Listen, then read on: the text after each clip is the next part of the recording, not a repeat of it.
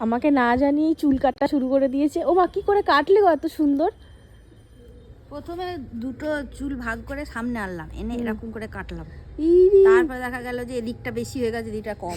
এই রে, তারপরে এরকম করে আয়না ধরে পিছনে আয়না দিয়ে বাহ, এরকম করে কাটলাম। বেশ সুন্দর লাগছে। তারপরে তো। যখন হলো না, মাথাটা কিরম ঝাঁকালাম, হুম ঝাঁকিয়ে এরকম করে আঁচড়ালাম। হুম।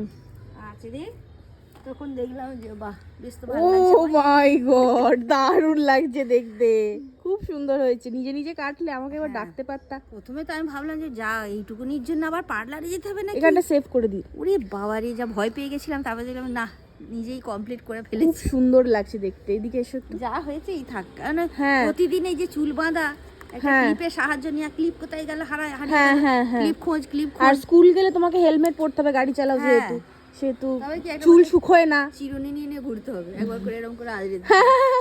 না না, সত্যি খুব ভালো হয়েছে কাটাটা, খুব ভালো হয়েছে, খুব ফ্যাশনেবল লাগছে দেখতে। প্রতিদিন এই চুল বাঁধার চক্কর থেকে রেহাই পাওয়া যায়। খুব ভালো, গ্রেট।